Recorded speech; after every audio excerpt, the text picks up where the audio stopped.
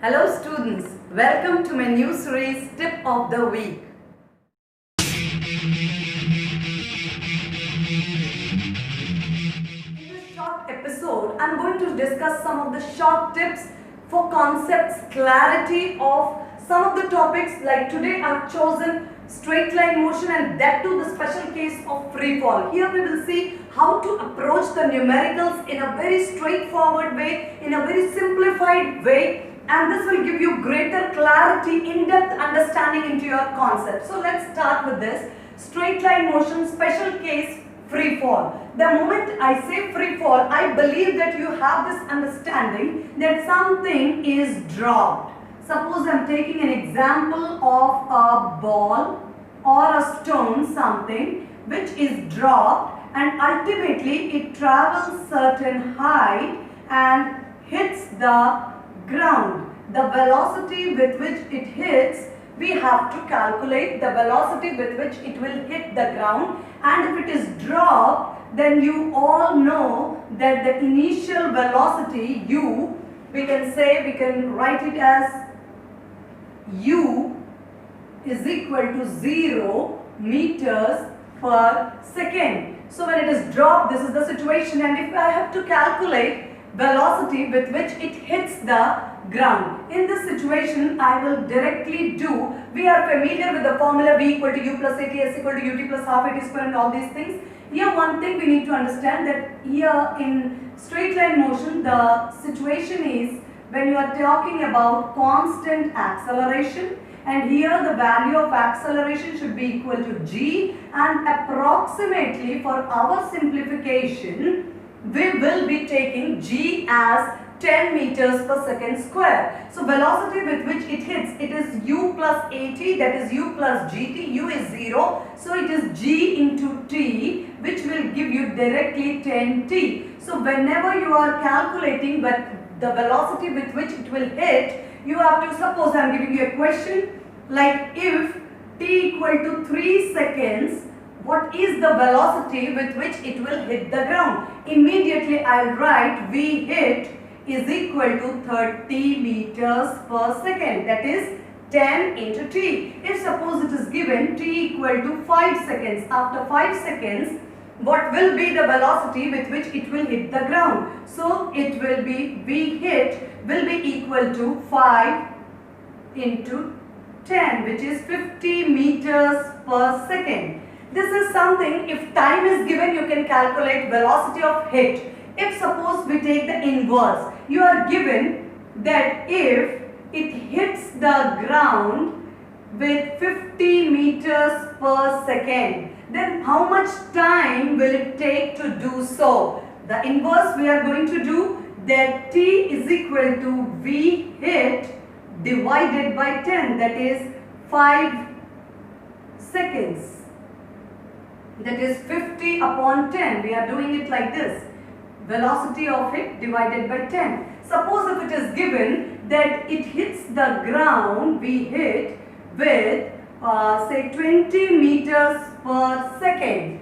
Then how much time will it take to hit the ground with 20 meters per second? Then immediately I will say t is equal to 20 by 10, which is 2 seconds. After 2 seconds, it will be able to hit the ground with that velocity. So, if time is given, I can calculate velocity with which it hits the ground, and if velocity is given, I can calculate the time it takes to reach that particular displacement. And we have already seen the formula will be v hit is 10t. Now, if I talk about v average, that is average velocity, it is nothing but initial velocity plus final velocity with which it hits the ground upon 2. And in all situations, we know for free fall and drop, this is what we are concentrating on. So it's going to be v hit upon 2 because u is 0 in our situation. So ultimately you are getting v average is always 5t because it is 10t divided by 2. So if you are given in this situation, what is the average velocity? What is the average velocity in this situation? It is 15 meters per second because it is half of v hit. It is half of v hit. So it is 15 meters per second. Here what is the value of V average? It is 25 meters per second. And here if it is V hit is 20, then V average is 10 meters per second and so on. V average is 5t. That is V hit, velocity with which it hits the ground is 10t and V average is 5t. This is the average value of the velocity for the entire journey. Remember, it is possible only if you are considering the situation of free fall where you are taking initial velocity to be 0 and the object is dropped. Okay, fine. So let us talk about, so far we have been talking about time velocity relationship. One thing we have to include in our relationship, that is height through which the body falls, this height. This is also something we are interested in knowing out. So the height or the displacement, which you call it vertical displacement, is average velocity into time. If I talk about this particular situation, let us call it all situation 1, situation 2 and so on. So for my first situation, the height through which the body falls is V average. What is V average?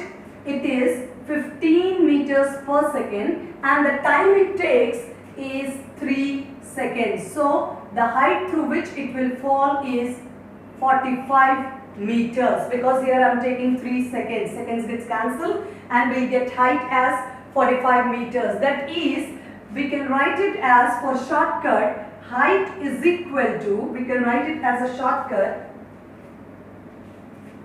I can write it here, height or displacement will be equal to V average. What is it? 5t into t. So we get 5t square. Directly I can write h is equal to, in this situation, 5 into t square. What is t? 3. So t square is 9 into 5, which is 45. In this second situation, what is the height? This is the first situation. Second situation, what is the height? 5t square. So this t is 5. 5 square is 25 into 5. 125 meters. So what am I getting? For short formula, I am getting height through which this body drops is 5t square. And if suppose I know the height and I want to calculate the time, then time is obviously root h by 5. Suppose it is given that the height is 45 meters. Height is 45 meters. Find the time it takes to hit the ground. Then I will put root 45 by 5. It is 9. Root 9, which is equal to 3.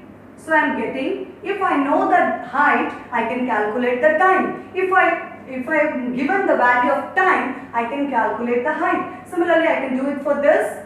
What is the time the body takes if it has to cover 125 meters down? So the displacement is given as 125 meters, t equal to root h by 5, which is 125 by 5, which is 25, and t is 5 seconds. So we are getting, if h is given, you can calculate t. If t is given, you can calculate h directly. So what are the different formula? Let's quickly summarize.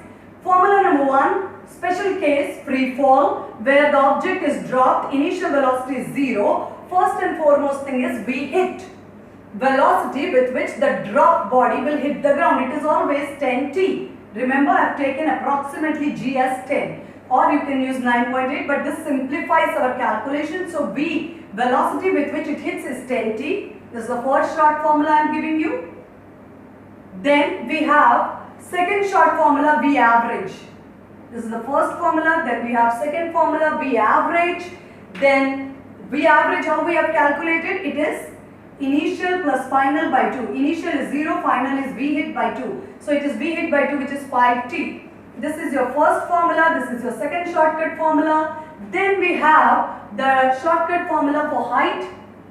H is equal to 5t square, height through which the body descends, and time is root h by 5. Altogether 4 shortcuts I have introduced to you through which you can use them. So ultimately we are trying to connect 3 parameters: height, time and velocity with which it hits the ground, velocity average.